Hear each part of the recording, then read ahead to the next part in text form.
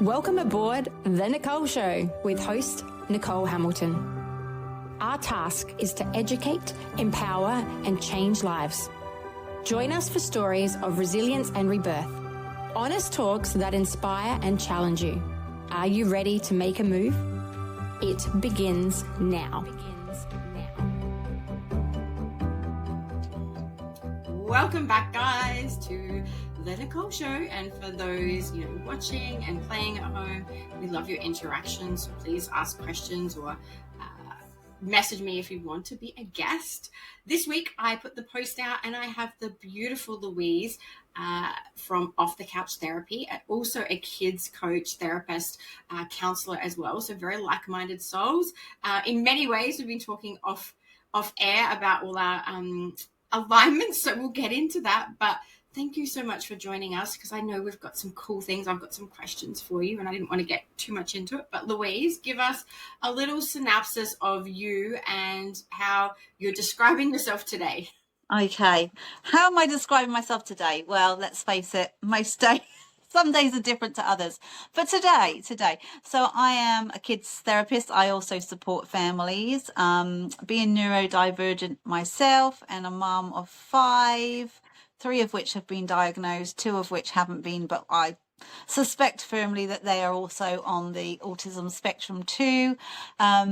So I work with a lot of neurodivergent families, and my preferred modality, or the one that I really love to do with kids and families, is nature-based therapy, and also a bit of Lego-based therapy as well. So it's not that standard come to an office, sit there where there's some dog-eared books and some broken toys and that horrible feeling of like, oh gosh, she's going to ask me lots of questions. It's like down at the beach with my dog, playing with toys, having chats about Roblox or whatever is going on in the kid's life.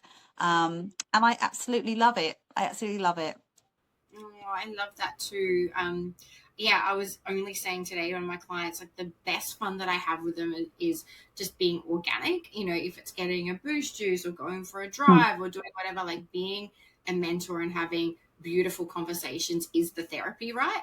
Like asking the right questions and holding the space where your client or child or family feels so comfortable. Like, that is the point of it. It doesn't absolutely have to be a couch in a bedroom, laying down, whatever. It can be anywhere. For sure.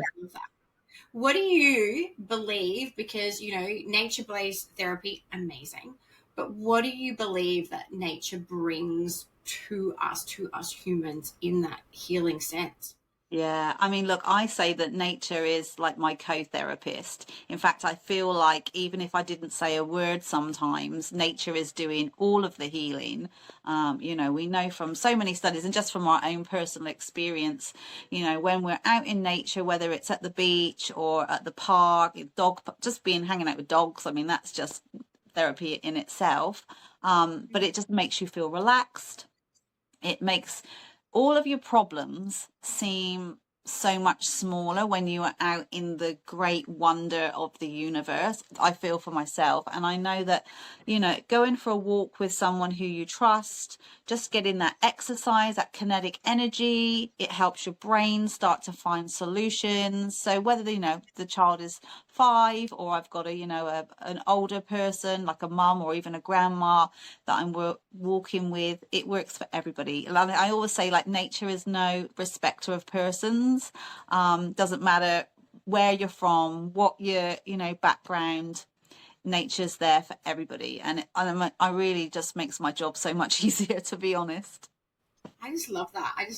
And for me, and I don't know if this is an ADHD thing, but for me, definitely the beach is a calling to me.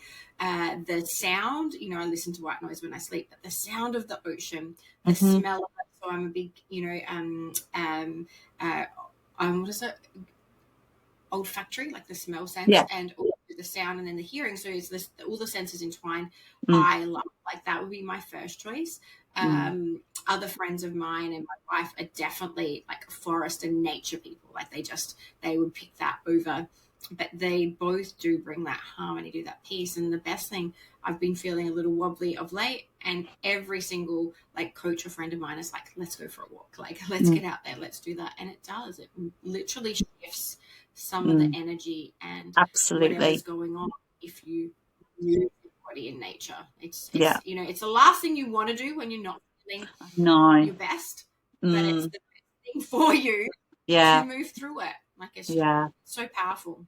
And it's hard. Obviously, we're in winter at the moment, if you know whoever's listening. But we're in winter in Australia, which you know isn't like winter in Europe, but it's still cold, and just sometimes you don't want to go out. So you know, I've got my beanie and I've got my my sort of puffer jacket on, but you still feel the benefit of it. I love barefoot walking at the beach, that grounding, that, like you say, the sensory seeking there, because I'm very sensory seeking as well. So, having the cold of the sea and then the sand under your feet. But I must admit, today, I just come back from a beach walk today, kept my shoes on. I was like, yeah, nah, not today. Yeah. I love the beach and I've done a lot of cold therapy and shock therapy. So definitely love a good cold plunge every now and then. But I haven't done that for a month or so with the weather. You're right. But You're yeah, brave. Yeah, you're brave. there's no excuse. So I mean, I want to see the sunrise in the morning. So beanie on, big puffer jacket, like, get out there and enjoy it. Yeah. So yeah, I love that. I love that. And it's something that I think with the world that we're in, and which would be a beautiful segue, but the world that we're in, like, yes, technology is amazing. We are using it for productive means. There's so many beautiful reels and podcasts and audio books, and we have everything at our fingertips. We're just saying chat GPT, like you can ask anything. You've got a therapist there, really, like, well, to a point, but you can ask curiosity about anything. However, it is also at our detriment. It's our biggest addiction. It does regulate our nervous systems. We've got lights, we've got, all these senses are overloaded. So Yeah. I'd love to chat to you and pick your brain, because I was having conversations with a parent today about the pros and cons of giving a tween or a teenager a phone. Yeah. So I'd love to know some of your tips and tricks around it. I am pro phones with the right boundaries and things for homes, because of the independence. My boys use them very well. They've had them for a long time. The fact that you can track, everybody in my family has a tracker, so we all know where each other are. The fact that you use it for your your bus, your independence, your money, and then using it for others. I do know it's scary, and I also do know that we don't have jurisdiction some of the times. We try as much as we can. But I would just love to know, because there is such a controversy there in regard to, like, how do we, even us, get the best out of it, put it down? Yeah. As you were talking, I was just thinking about the whole like similarity between like technology and money. Like, it's a neutral resource. It's just how we use it, whether it's going to be for good or for bad. And yeah, like technology, I mean, obviously the fact that we can talk here, that people all over the world can hear us, technology is great. We wouldn't go back to, having a pager or whatever, or, the rotary dial phones or the dial-up internet connection. I mean, I don't know whether you're old enough to remember that, but you are. That ringing tone, and you're waiting, and if somebody else is on the phone, you can't use it. Yeah. So we don't want to go back to that, but I do feel, and like part of my work with children and families is around like that reconnecting into nature, because from such an early age, and look, I'm going to put my hand up and say that I do it as well. It's like you're somewhere, the kids need to be quiet, and it's easy to just hand them a device or something. I've done it. I see other people do it. No shade there at all. So we're really sort of very good at connecting our kids into technology, getting on kids messenger, talking to their relatives that might be overseas, or all of those things, learning stuff on YouTube, fantastic, so many good things. But there's a loss that's happening in our children, and there's been so many studies that have shown that kids are really suffering with their whole spatial awareness. The fact that kids with ADHD are finding it even more hard to concentrate at school or when they need to, because they've been so conditioned to the pings, the notifications, that dopamine bell, ding, ding, ding in their head, that they can't like slow down and just be present in the moment. And I feel like this is where, when we were kids, and I know I'm a bit older than you, there wasn't any of that distraction. We did have to just go out on our bike, or, you know, go for walk the dog, or play in the garden with a sprinkler, or whatever it was, make our own mud pies. Whereas kids, not all kids, because I know that there's parents that are still, you know, really into doing lots of nature stuff and connecting in with nature. But for the most part, we've kind of lost that. And also there's the whole safety thing. We would be allowed to just roam, you know, Ada's kids. So we were allowed to roam the streets, go out all day, have a picnic. Like, how many of us would feel comfortable letting our kids do that now? We want them to have a phone so that we can track them, so we know where they are and blah blah blah. And that was a bit of my point. But Yeah. back then, we knew all of our neighbors. Like, I mean, Yes. I'm 44, so I don't know how much old you are, but like that, you know, I grew up in the country. Every single neighbor knew the kids. You walk down this street down here, I tell you what, all the neighbors won't know who my child is, you know. Yeah. But every single person in the community knew who you were, would keep an eye out. You were kind of protected. We had a better community. We were all talking. We weren't distracted. We are now. So not only are we distracted with our mobile devices, Yeah. we're so locked into a little world inside our four walls because we don't really go, or think we don't have time for anything else. And so that's why it's even a thing now. Like, nature therapy is a thing that we've had to then reintroduce to people and our children. Like, hey, it's out here. Like, what are you doing? Like, get out Yeah. here. Yeah. And that's, you know, really crazy when you think about It it. is. It is. If you had said that to us when we were kids, nature therapy, like, it wasn't everything. It was No. never thing. No. Created as such that we are so disconnected and isolated that we've had to reintroduce and remember that some of the things that we have for healing, for regulation, is all actually totally free. But, Yeah. I know.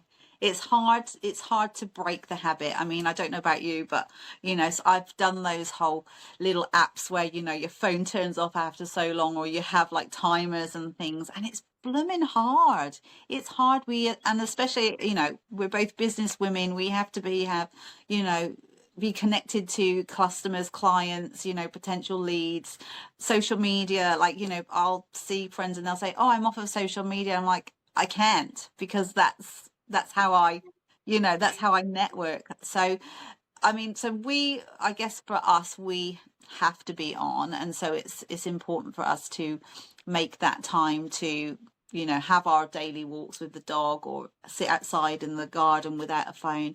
But for children, yeah, it's about, I mean, what we've just started in the last month is between 6 and 8 o'clock, the internet's off. It's off for everybody, although we can do a workaround if we need to, but it's off for the kids. I'm sorry, guys.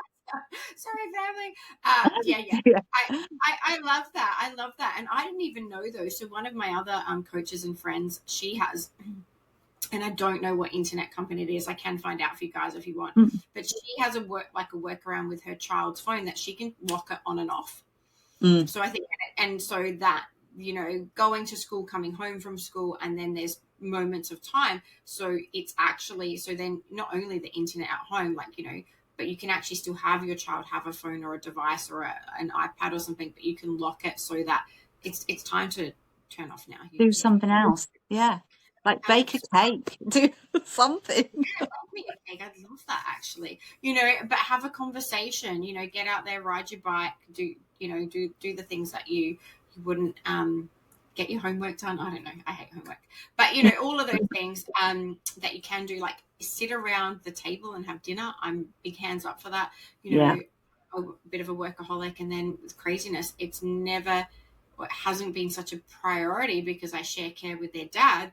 So, you know, 5 o'clock dinner is not a thing in our home, but I really enjoy it when I can, when I've got everybody around the table and I've cooked food. I love that. Yeah. Making time for that. So yeah, I would love to know what got you into this, Louise. Like, how did you get into this and you know, find this as your passion to bring, you know, healing and health and well-being to kids and families?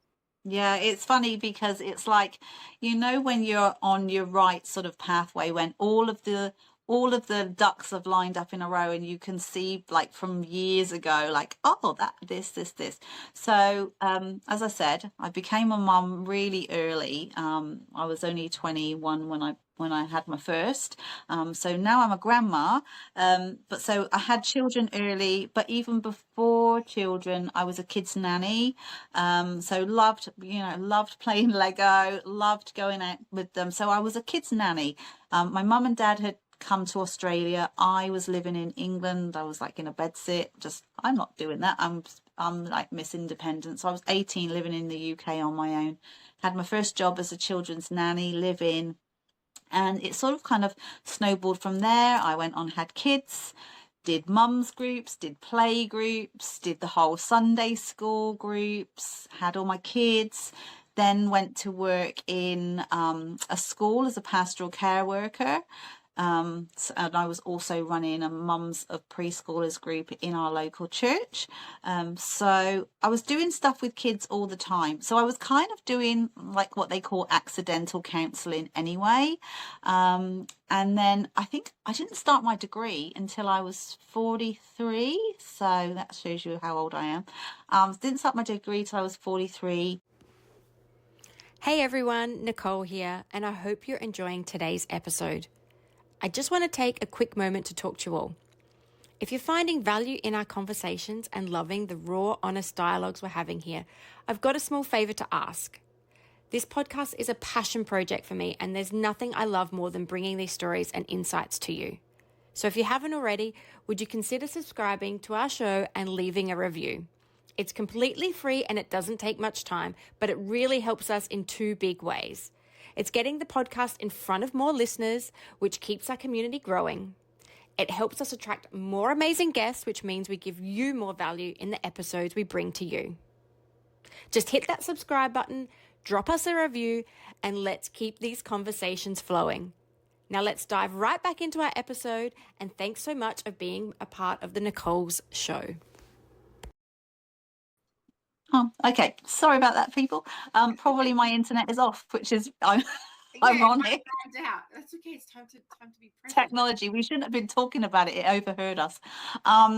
So I got my degree, started my degree at 43, and it was working just in counselling. So I've got my degree in counselling, and it's a double degree, counselling and coaching.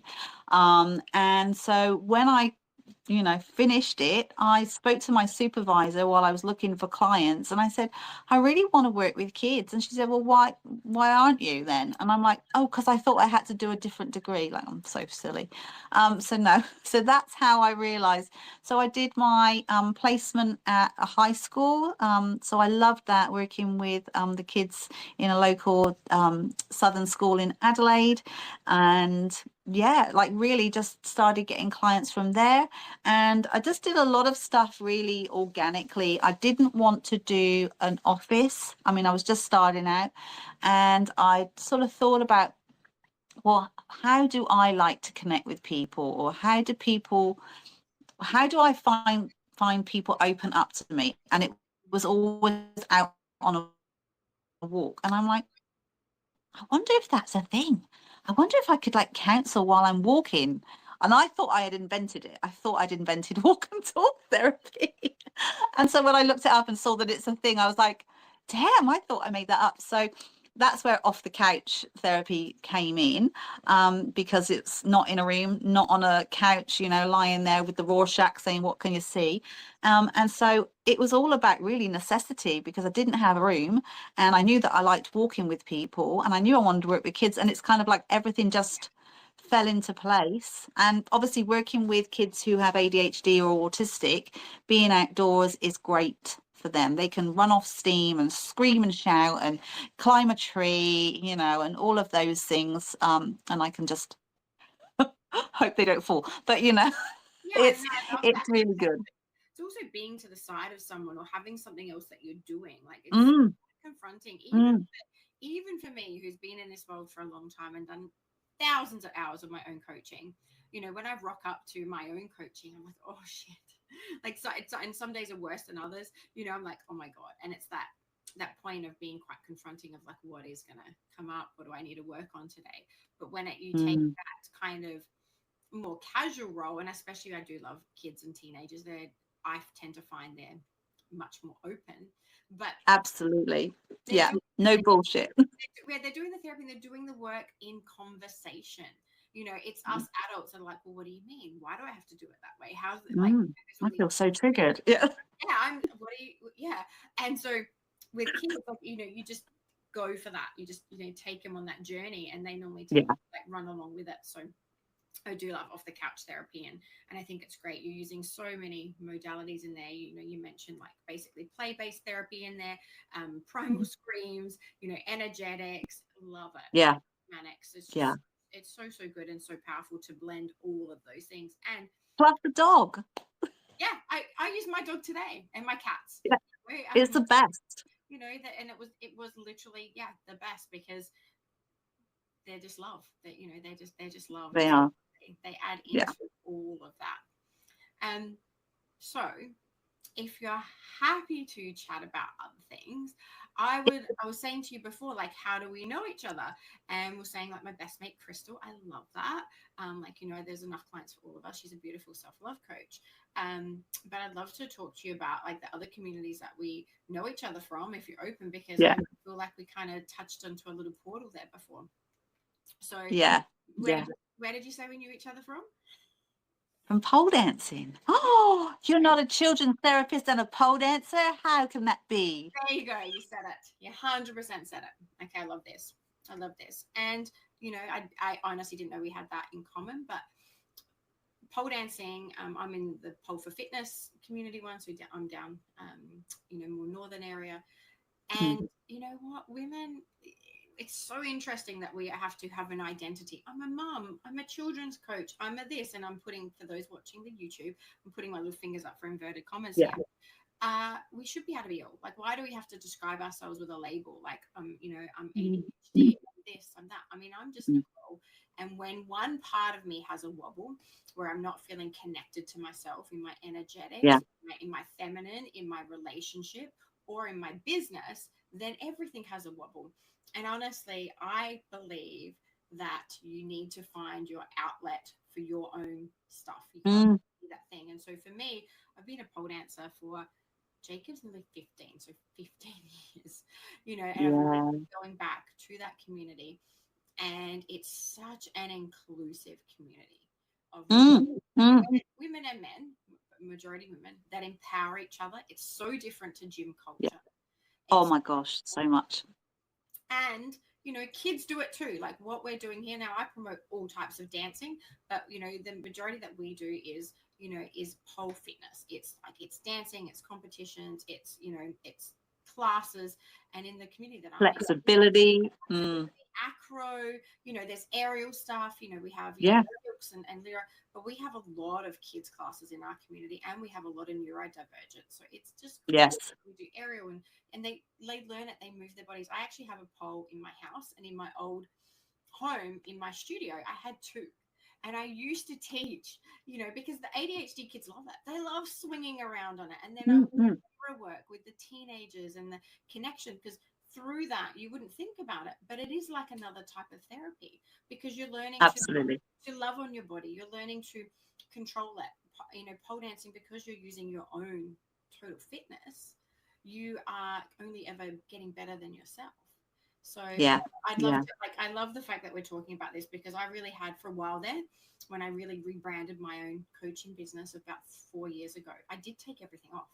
I took my photos off. I took women's, empowerment stuff off. I took all my pole dancing stuff off, because I thought, oh, that's not the brand, inverted commas, guys, that I wanted to put out. And I didn't feel either capable or my own limiting belief that I was allowed. And then a few years ago, I was like, actually, fuck this. It's such a beautiful community and part of my growth and my healing that I put it out there. So how do you deal with that, by the way?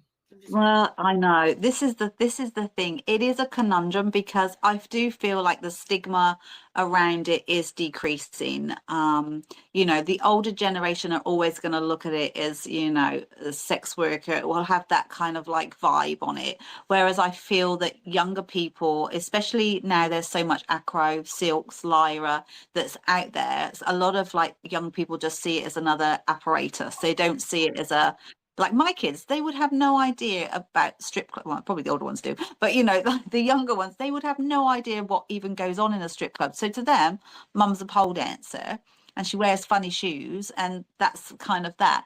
But the fact that I do censors myself with children, I call it dance classes.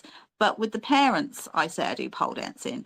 So that's probably just me censoring myself so that I don't have to have any awkward conversations. So that really don't feel like they need to know exactly what I do. But I've got a client who does lyra and silks, and I'll say to her, I do pole. And she just goes, oh, cool. Oh, that's cool.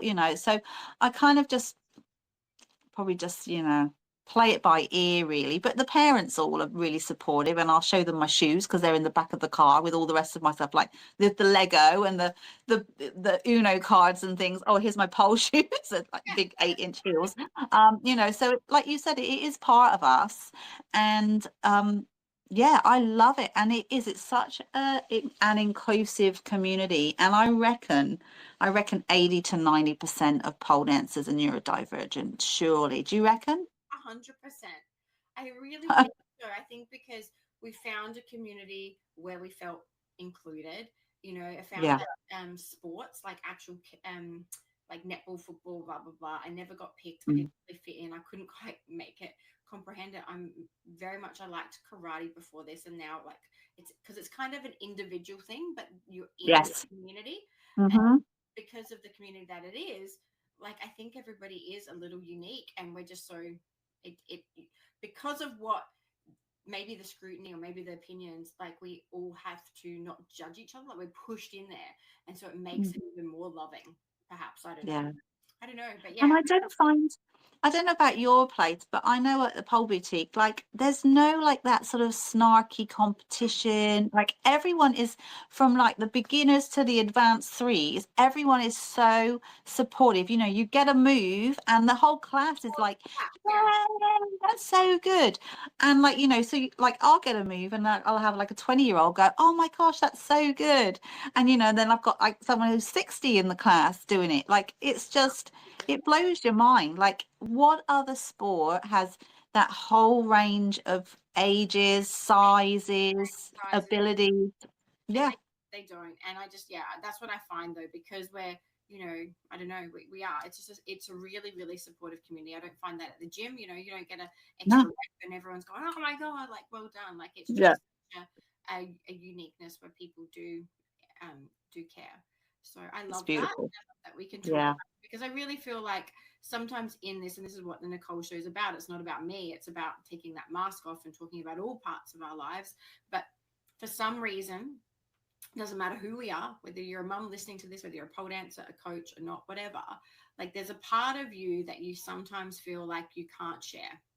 There's a part of you Mm. that you're like, oof, but that part makes you you. And as a mum, like God, it's so important to still find your thing, whether it is putting your pole dancing shoes on and feeling super sexy and or strong or fit, or going to the gym, whatever that is for you, or art Mm. therapy or time to yourself, or you have to refine that again, Yeah. because it's so so important as we re-identify, have children and the rest. And for me, I found the times when I Mm. was being honest with myself about my passions or my love is when I feel not good enough or not worthy, or like the depression or the other things do kick in. And so Mm. yeah, it's very Mm. liberating. And I guess that for me, it's just that message of saying, hey guys, we are the permission slip for you to try, be, do anything that you want, regardless of your age, gender, shape, size, your label. Like this is the permission slip to be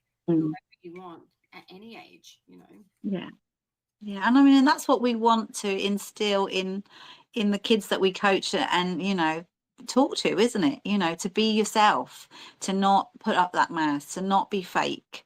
And that's why, you know, I say that nature's a great place to do that, because it doesn't judge. It doesn't judge whether, you know, you've got brand new Air Jordans on or you're barefoot, or, you know, there's no judgment in nature as well. So Yeah. that's a good point, you know, to not have that mask, and then to model that to our, you know, clients, to our children, to the people around us. Yeah. And you know what? If we're not the right person with a cup of tea for you, that's okay as well. And Absolutely. that was my biggest fear. And then when I got confident enough to be like, actually, it is okay. I think that was my biggest thing when I was a child, and learning that I was ADHD only last year.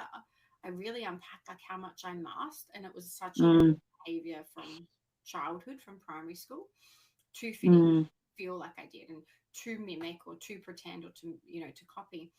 And every time that I wasn't being organically myself, I really didn't feel right inside. And so now, trying to face that fear and being confident enough to just be Nichole. Like, that was my biggest thing. yeah, Like, I want to know that I can hold myself to just be me, regardless if somebody's going to be my friend or not, or my client or yeah, not. That was the biggest yeah. piece. And if I can teach that to kids now, Mm, as they go through life, help them find their confidence being themselves, help them mm, mm, their thing. And it's just not, unfortunately, in my perspective, in my belief, that's not a core component in education, and that's what missing. If they're not yeah. regulated and feeling safe within their humanness, then they can't Mm, sit down and mm, mm, mm, mm. rest. So yeah, the biggest Yeah. thing for me was like bringing that to them. Like, how do you feel? Like, and the Yeah. rest. So you only found out a year ago that you had ADHD. Yes. So and I only found out maybe 2 years ago as well. Did you feel like so much stuff like just fell into place, as in you went, oh, that's why? I always felt like a chameleon. I always felt like I'd had to change with who I was with at school. Like I didn't know who I actually was. And I think that's probably, I still carry that with me. And it probably actually is good, because it means I can empathize with people, and I can sort of come alongside and sort of morph into them in a way. But do you find the same thing? So beautiful social media, like, um, started realizing from like TikTok and Reels, and then other people like talking to me, and another friend of mine got diagnosed, and I actually tried the medication before I was diagnosed. I was like, oh, I want to see if this does anything, and it did. And so then I went obviously to my doctor and went through the process to get diagnosed, but it kind of started making sense. Now, I was also an ice addict in my 20s, like late 20s to 30s. So I was self-medicating, and Absolutely. and that's why I'm here now doing the things that I did. I didn't realize so what was going on. The funny thing was, even though I kind of knew for probably a couple of years before I actually went and got diagnosed, I would self say I was ADHD, because the amount of thoughts and the energy that I have, and you know, it just Mm, gets more pronounced as you get a little older as well. And yeah. so for me, the process wasn't that good, actually. The actual psychiatrist, it wasn't that good.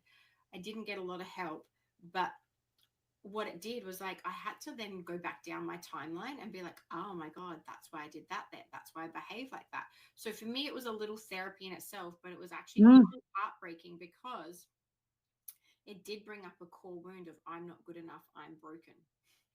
So mm, even though I already had self-diagnosed, even though I knew at my soul I was ADHD, when I got that thing, I was like, there is something wrong with me. And it felt really like, it did take me a little bit to process that sadness. I was with one of my best mates, who's a beautiful coach as well. And he's like, what do you need from me? And I said, I just need you to love me. He's like, yeah, but I am. And I already am. I said, yeah, I know, yeah. but I need you to love me more. Like, I need you to see Acceptance. Yeah. that acceptance piece. But I think it was coming to accept myself, and now rewind and just be who I needed to be for that little girl that was kind of struggling Mm, her mindset. mm, So it was quite a process. And I think that the reason that I also put myself through that process, I don't need the medication. I use it intuitively. I use other things for calming my nervous system down. But I also did it as an experiment because I want to know what my children that I'm coaching are going through. I want to know Mm. how they feel when they went through their diagnosis. I want to then explain to adults that are going through it. I personally believe, regardless of whether you're diagnosed or not, try the medication before you give it to your child. I don't care what medication you're getting or what the Mm. try it first. That's really interesting. Yeah. You know, Yeah. Something similar. regardless of whether you've got a neurodiverse brain or not, still try it. Like you're trusting this doctor so much to give it. Some of them made me feel worse and made me feel Mm-hmm. more sketchy and shaky and disgusting. Mm-hmm. It worked really well. And I mean, I know that every child will be different, but at least I have the physical experience and knowledge to unpack that now. Yeah. The person Yeah. going through that and asking them the questions like, what did it mean for you when this doctor or this piece of paper or this label came out? Because I don't, Mm. for me personally, look at that or listen to that or have that when I'm working with the client and they pick me as their person. I intuitively work with what they need. Like it doesn't matter about their label, their thing. So I went through that myself to then know that the label didn't mean anything. So I guess that for me, lived experience is the best experience. I'm one of those people, whether that's an ADHD trait or not, try anything once kind of thing. But because Yeah. of that, I do have way more empathy and understanding for the processes through. And Yeah. it might be a completely different process for somebody else. That's just my experience. But I also Mm-mm. myself through it because I wanted to know what it felt like. Yeah, that's really interesting you should say that because my son was diagnosed probably 3 or 4 years before I was, and we tried him first of all on Ritalin, Mm-hmm. and he was just a zombie. And he was probably about 7 years of age at the time, and he would come home from school and just say things like, I don't want to live anymore. I hate my life. I don't want to eat. Eating's something fun and I don't want to do it. So obviously, as soon as that happened, we took him off of it straight away. We managed to find something that was working. And the first day he had dexamphetamine, he he took it, and obviously I kept him home because I wanted to watch him because obviously he'd had such a bad Yeah. time with Ritalin. And I went into his room and I said, how are you feeling? And he said, the buzzing stopped in my brain. And I went, ah. Yeah. And then it was funny because when I got diagnosed, the first thing they put me on was Ritalin because I think there might have been a shortage of Dexies at the time. I don't know. But they put me on Ritalin and I was on it for a week and I did not put two and two together. Like sometimes we're so like blind to our own stuff going on. And I was in a supervision call and I was crying and I was like, I don't feel like I'm good enough as a counselor because, we all have days like that. Of course. But it wasn't normal for me to be like that. And my supervisor said to me, what's going on for you? What's happening? I said, I went on Ritalin 2 weeks ago. And I stopped myself and I went, oh, this is how my son must have felt.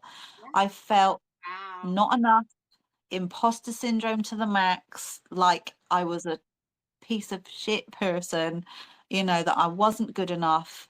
And so obviously I went, okay, now I know exactly what he went through. And so, yeah, and that, I wasn't even doing it to try. And then Dex's works great. But I'm like you, I don't take them every day. If I haven't got anything I need to do, I have a relax my brain and I just let myself skip out. Just let myself go, woo. I can do one a day, like one a day, and that's enough for me. I know another friend of mine Yeah. can do Yeah. six a day. Like, but you do 6. six, yeah, 6, 10. Like, but she is also 6 foot Right. as well and a bigger person. Okay. Yeah. Each to their own. Like whatever works for your Works. Yeah. I tried the slow release something else, and it made me feel like going back to my drug dealer. It was so bad, and I know that I've got an amphetamine thing, so that's why I'm also very careful with it. But Yeah. the first time I took it, the Dex, and I was like looking, like, for those watching, like I'm like looking at the top of my forehead, trying to like see, and I was like to my wife, is this what you feel? Because we've been together nearly 11 years, but I'm like, what are you thinking? And she's like, nothing. I'm like, you can't think nothing. And I've just always said that. And then because she's also had a different childhood to me, and so I feel like sometimes she just like disassociates. I was like, you can't think nothing. Like, what are you doing? And then I'd be like, what are you thinking? And then the dexamphetamine, like one day I was just looking for my thoughts. I was like, oh my God.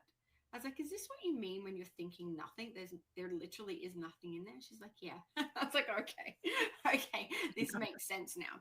This makes sense. So yeah, I'm a believer of intuition with knowledge, with research, and I love the Western and the Eastern philosophies. Blend them both. Yeah.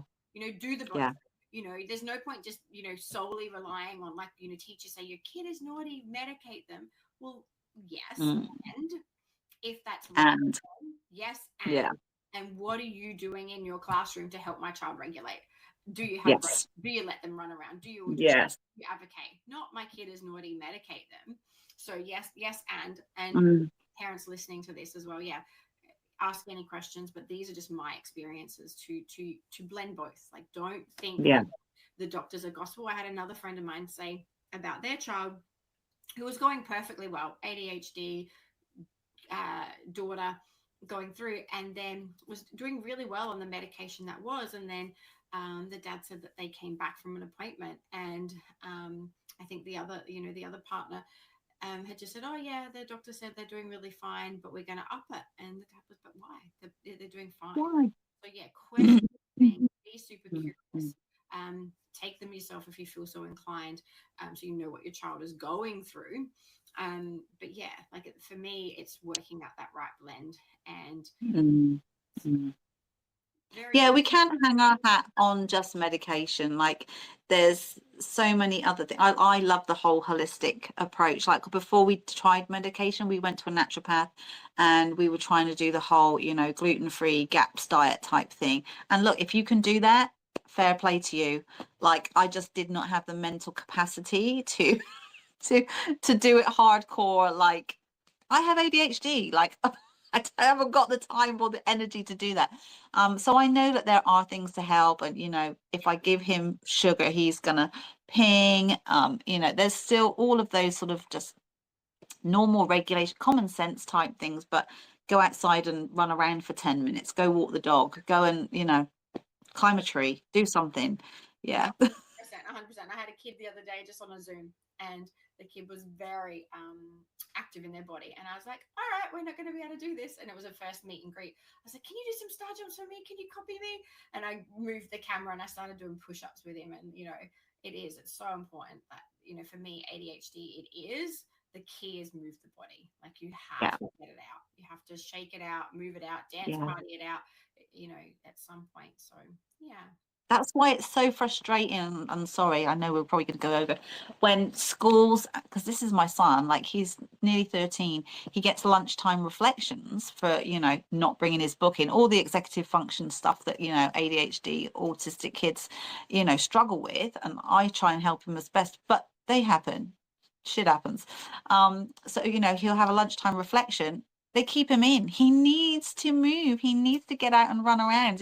It's just counterproductive. I do feel like, as mums, and I'm talking as a mum now, we do have to advocate for our kids and say to the teachers, like, what are you doing? You're just going to cause a time bomb. Yeah, 100%. And that's where, advocacy is key. Like, when we're being, told as mums that our kids are naughty or they're not normal or whatever it is, and you need to do this, there's no real help. Like, teachers also are not, a lot of them, they are changing the legislation as well, by the way, disability legislation, to help get our teachers a lot more disability training in their education for those mindsets. But they're not counselors, coaches, doctors, or us. So they've only got the limited resources that they have, and some are amazing and some are not. However, advocate for your children. And absolutely, their education is actually there to provide education to every single child under the age of 16 for free if you're going to a public school, and that is their job. They actually can't send home. They have to provide the tools and resources and accesses to your child, no matter what the disability, what the So if they're continually sending them home or doing these different things or putting them in timeouts, you have to find that strength, which I know is super hard sometimes, to advocate. Well, what are you doing for my child? And if that was my child, I would be sending a letter saying, you actually have no legal right to keep my child inside. No, he needs to run it out. And I would get an OT doctor or doctor's note, and I would advocate. I had to advocate for my son about different uniforms, because it would distract him so much in his sensory. Like, the formal uniform was not good for him. And he got to the point where he just started wearing sports uniform every day, and he was getting in trouble for it. So I got the OT to write a letter and to Yeah, reconsider good for you. and That's good. advocate for that. Of course, there still can be negotiation on the boundaries and things, and disciplinary or whatever it is, but it can't be. You cannot keep my son in at lunchtime. You can do whatever else. Yeah. You can have the other things, Yeah. but if you really want him to concentrate. So yeah, I think that's a big thing, because for some reason, us parents, if you're new to parenting or whatever else, we pedestal teachers in education, and it's just not the case. It's true. Keep asking questions and keep finding the right supports, because that's going to change as they grow up, have different areas of interest in different things. So it might not be right for one of us, but if you did contact us, we also do know hundreds more people in these areas of mentors, supports, of coaches, support workers, and the rest. So I think that's the biggest thing. Just keep asking questions. So yeah. Well, I love this conversation. I could keep going, but I do have to log off. Another time. I can do a part 2 for sure. I absolutely have loved this. We'll pop all Louise's details underneath for therapy. And it was beautiful talking to you. Thank you so much. It's so nice to talk to somebody who's like a mom, who's not neurodivergent, who does PAL, who works with kids. It's like who loves pink. It's like we're sisters, tattoos. other misters. That's it. We're just peas in a pod, which I love. Yeah, very good. So good. Beautiful connection. Wow. Thank you for doing the work. Like, seriously, we need more people out there serving others. So thank you. It's so important. Yeah. Have a beautiful, blessed night, and we will chat super soon. Thank you.